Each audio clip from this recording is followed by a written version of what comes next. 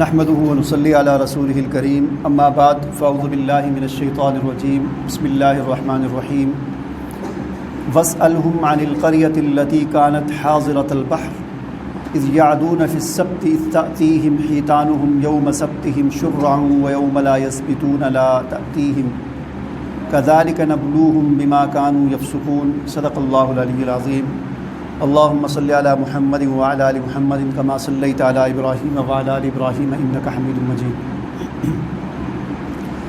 سورہ اعراف کا خلاصہ چل رہا ہے اور اس کا یہ 11واں رکوع ہے جس کی آیات میں نے آپ کے سامنے تلاوت کی ہیں۔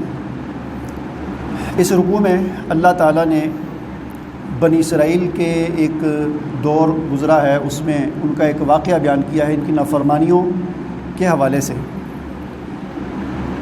فرمایا کہ آپ ان سے پوچھئے اس بستی کے بارے میں کہ جو ایک دریا یا سمندر کے کنارے پر تھی اور وہاں پر یہ رہتے تھے، اور ان کا وہاں پر پیشہ جو تھا وہ مچھلیاں پکڑنا تھا، یعنی مچھیرے تھے اور وہی ان کا روزگار تھا۔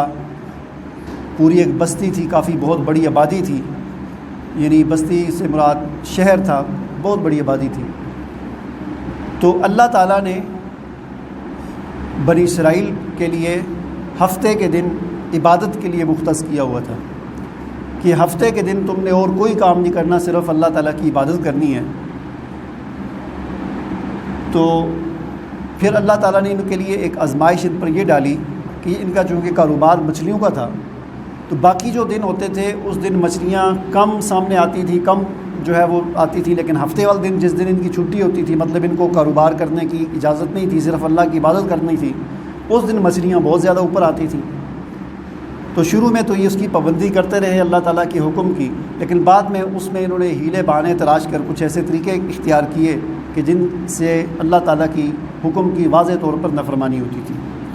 انہوں نے اس طرح کیا کہ وہ وہاں سے نالیاں بنا کر پیچھے حوض بنا دیے، تو ہفتے والے دن جب مچھلیاں بہت زیادہ آتی تو ان کو ہانک کر جو ہے نالیوں سے پیچھے حوض میں بند کر دیتے اور پھر اتوار والے دن وہاں سے پکڑ لیتے۔ کہتے ہم نے تو ہفتے کے دن نہیں پکڑی، ہم نے تو اتوار والے دن پکڑی ہے۔ تو یہ واضح طور پر اللہ تعالیٰ کے حکم کی نافرمانی تھی ایک ہیلے کے ذریعے۔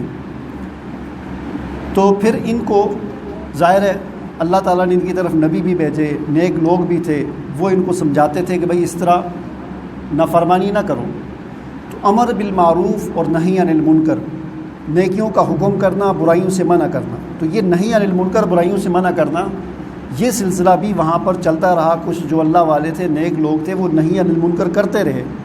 ظاہر سارا پورا شہر تو یہ کام نہیں کرتا تھا نا، بیچ میں کچھ لوگ اچھے بھی تھے، تو جو نیک لوگ تھے جو اس نافرمانی سے بچتے تھے وہ دوسروں کو منع بھی کرتے تھے۔ وہ کہتے تھے کہ بھئی اس طرح نہ کرو، یہ واضح طور پر اللہ تعالیٰ کی نافرمانی ہے، لیکن وہ باز نہیں آئے۔ بہرحال پھر ایسا ہوا کہ اللہ تعالیٰ کا ان پر عذاب نازل ہوا، اور اللہ تعالیٰ نے ان کو بندر اور خنزیر بنا دیا۔ یہاں پر ایک اور چیز جو سب سے اہم جو ہے وہ نوٹ کرنے والی اور ہمیں جو سمجھائی جا رہی ہے یا جس سے ہمیں سبق حاصل کرنا چاہیے، اس واقعے سے جو سبق ملتا ہے وہ کیا ہے؟ فرمایا کہ وَإِذْ قَالَتْ أُمَّةٌ مِّنْهُمْ لِمَ تَعِظُونَ قَوْمًا اللَّهُ مُهْلِكُهُمْ أَوْ مُعَذِّبُهُمْ عَذَابًا شَدِيدًا۔ کچھ لوگ ان کو نہی عن المنکر کرتے تھے، منع کرتے تھے کہ بھئی یہ گناہ کا کام ہے۔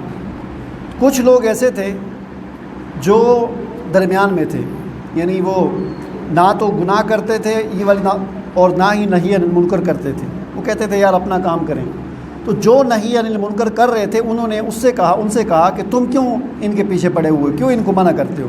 یہ کر رہے ہیں اللہ کی نافرمانی، ان پر اللہ کا عذاب آئے گا، تم کیوں نہی عن المنکر کرتے ہو؟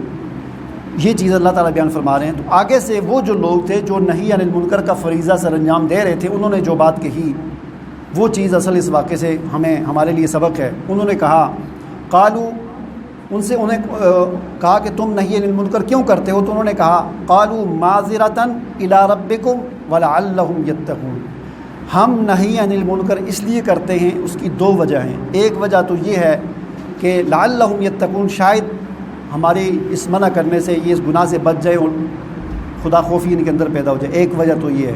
ظاہر اصل جو مقصد ہے کسی کو برائی سے روکنے کا یہ ہے کہ یہ برائی سے رک جائے، تو ایک تو اس لیے کرتے ہیں۔ دوسرا قالو معذرۃ الی ربکم، اس لیے بھی ہم نہی عن المنکر کرتے ہیں تاکہ کل کو اپنے رب کے سامنے ہم معذرت کر سکیں کہ اللہ ہم عذر بیان کر سکیں اللہ کے سامنے، اللہ میں نے اپنی ذمہ داری پوری کی تھی۔ یہ دو وجہ ہیں۔ تو نہی عن المنکر اس لیے ایک مسلمان کو کرنا چاہیے کہ تاکہ وہ کل کو اللہ کے سامنے معذرت بھی کر سکے کہ اللہ میں نے اپنی ذمہ داری پوری کی تھی، اور دوسرا مقصد یہ بھی کہ جو گناہ کر رہا ہے وہ گناہ سے شاید باز بھی آ جائے۔ تو یہ چیز ہے اس واقعے سے جو اصل ہمیں سمجھائی جا رہی ہے۔ بہرحال فرمایا کہ پھر ہم نے فلما نسوا ما ذکروا به انجینا الذین ینہون عن السوء، جو نہی عن المنکر کرتے تھے ان کو تو ہم نے بچا لیا، اللہ تعالیٰ فرماتے ہیں ان کو تو ہم نے بچا لیا، اور جو نہی عن المنکر نہیں کرتے تھے اور جو گناہ میں مبتلا تھے وہ اللہ کا جو عذاب آیا تو اس کی زد میں سارے آ گئے، صرف وہی بچے اللہ کے عذاب سے جو نہی عن المنکر کرتے تھے۔ اور اللہ تعالیٰ نے ان کو قلنا لہم کونوا قردۃ خاسئین، ذلیل بندر بن جاؤ۔ ایک دوسری جگہ پر قرآن مجید میں آتا ہے خنزیر بھی بنایا گیا، کچھ جو بوڑھے تھے ان کو خنزیر اللہ نے بنا دیا، اور جو جوان تھے ان کو بندر بنا دیا۔ تو یہ تقریباً کوئی 40-50 ہزار کا آبادی تھی جو سارے کے سارے بندر اور خنزیر بن گئے۔ تو یہ صرف 3 دن زندہ رہے، یعنی یہ جو اس وقت دنیا میں بندر اور خنزیر ہیں یہ وہ نہیں ہے کہ وہ کوئی ان کی نسل چلی تھی، نہیں، یہ بندر خنزیر جانور تو ویسے ہی موجود ہے پہلے سے ہی۔ وہ جو پورا شہر بندر اور خنزیر بنا تھا وہ صرف 3 دن تک رہے، 3 دن کے بعد مر گئے سارے کے سارے۔